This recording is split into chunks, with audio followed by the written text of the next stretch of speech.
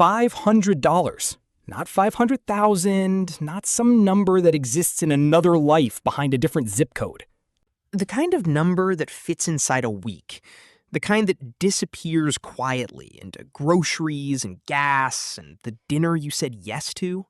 It's a Tuesday in October, and you're 22 years old, and you've been at the job for 6 weeks.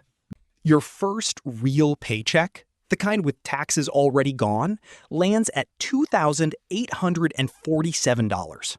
You stare at it for a moment, the way you stare at something you expected to feel different about. Your rent is $1,400, and you've already paid it, and what's left has to cover everything else. You run the math without really running it, and you've been running this math your whole life. And then you do something strange. You open an app, you type in $500 and set it to repeat. Monthly, automatic, and before the thought that would have stopped you can finish forming, you press confirm. The confirmation screen is unremarkable. Just a small animation, a number, a date, and then you close the app. You get coffee and you go to work, and that's it. That's the whole moment, and no one is watching. In the parking lot, sitting in your car before your shift starts, you check your bank balance one more time. The $500 is already gone. Technically not gone, but somewhere else. Somewhere you can't reach without a penalty. The number that's left is smaller than you wanted it to be, and you sit with that for a few seconds. Then you go inside, and that moment, the parking lot and the coffee getting cold in the cup holder, is where this story starts. Not when the account hits $100,000. Not when you figure out what a Roth IRA is or what an index fund does. Right there, in that parking lot, when you were 22 and brokish and slightly scared, and you did it anyway. Because the math, it turns out, is the least interesting part of this story. The money you never see is the only money that compounds, and that rule will matter more than any number you've ever memorized. There's a guy named Marcus who grew up in the same kind of neighborhood you probably grew up in. The kind where money was a thing that happened to other people, where retirement was a word used on television. Marcus is 22, and he gets the same offer letter you got, with the same rent and the same slightly sick feeling.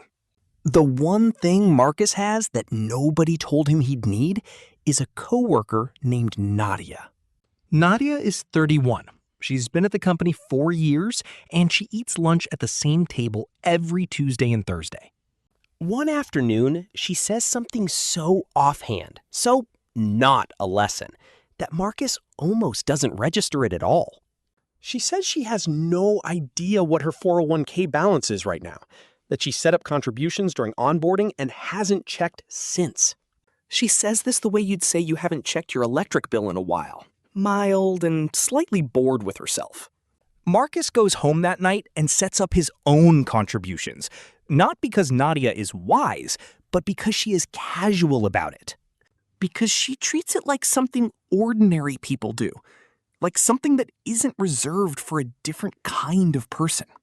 For the first time in his life, he hears someone talk about retirement savings the way other people talk about groceries.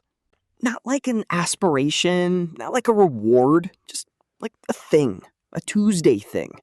And that changes something in him.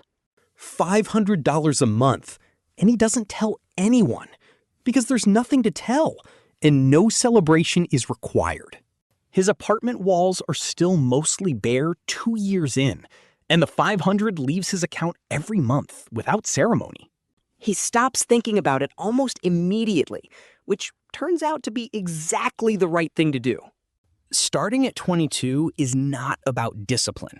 It is about letting time do the work you haven't figured out how to do yet.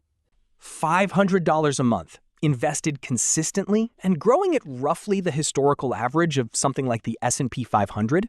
The S&P 500 has returned approximately 10% annually over the long term, though no year promises to look like the average. Under those assumptions, the balance comes to somewhere around $73,000 by the time Marcus is 30, and he hasn't checked it once. That's not the impressive part. The impressive part is what he didn't do. He didn't pull it when his car needed work.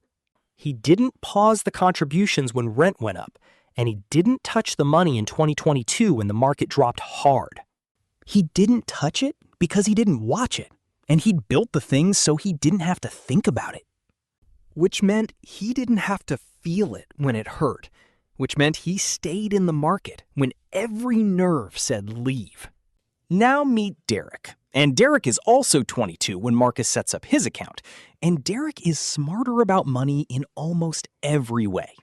He knows what a budget is, and he talks about it, and he reads articles and understands the importance of starting early. Derek has one habit that undoes him, and that habit is waiting for the right time to begin. Not in any dramatic way.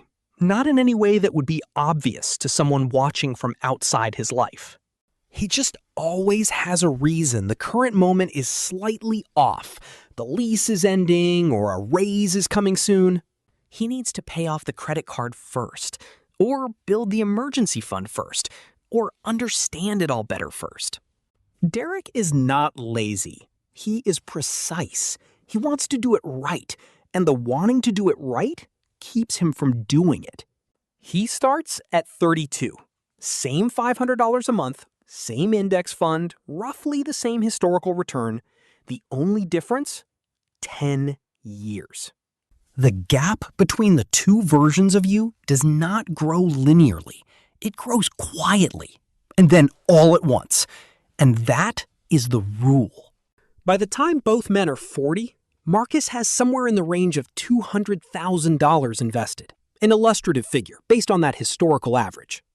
Derek has around $80,000, and the gap between them is already larger than most Americans have ever saved at any point in their lives.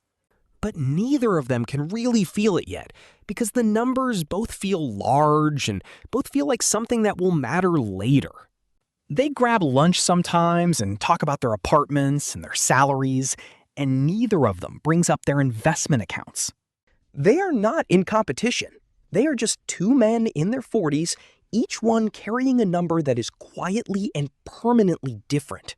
Here is what Marcus's Saturday looks like at 45. He's making eggs, and the apartment has things on the walls now. There's a photograph from a trip he took 2 years ago, somewhere he wouldn't have gone if his balance had felt precarious. The coffee is already made, and his shoulders, if you could compare them to the shoulders in that parking lot, are doing something different. Not relaxed exactly, just less braced. And he is not thinking about the account, because the account is simply there, the way a foundation is there. Below a building you live in without thinking about what's holding it up. That is what consistent, long-term investing eventually becomes. Nothing interesting is happening in this scene, and that is exactly the point. The market does not care how you felt in 2022. It only knows whether you stayed, and staying is the whole game. Now here is the number that will bother you, and it comes from the Federal Reserve's Survey of Consumer Finances. The median retirement savings for Americans under 35 is $18,880. Not $100,000, not $50,000. Half of all Americans in that age range have saved less than that amount for retirement, and almost half had no retirement account at all. That number is not an indictment. It is a mirror. It is the aggregate result of every parking lot where confirm was never pressed. $500 a month, 38 years, roughly 10% annualized, produces an illustrative end figure somewhere in the range of $3.2 million. That number will feel unreal, and that is fine, because the point is not the number, but what the number represents. 38 years of $500 decisions. 38 years of Tuesdays. Not brilliance, not luck, not stock picks or market timing. The 401k contribution limit in 2025 was $23,500 per year for employee contributions. In 2026, that rose to $24,500 as officially confirmed by the Internal Revenue Service. A Roth IRA allows you to contribute an additional $7,500 in 2026, per current IRS figures. Marcus never maxes either one at 22. He contributes $500 a month and adds more slowly as his salary grows. The way you turn up a thermostat rather than remodel the house, that is how this kind of wealth gets built. The money you save in your 20s is doing the heavy work by the time your body starts to remind you of its limits. Marcus's father, James, retired at 64 after 40 years of work, and James was good at his job.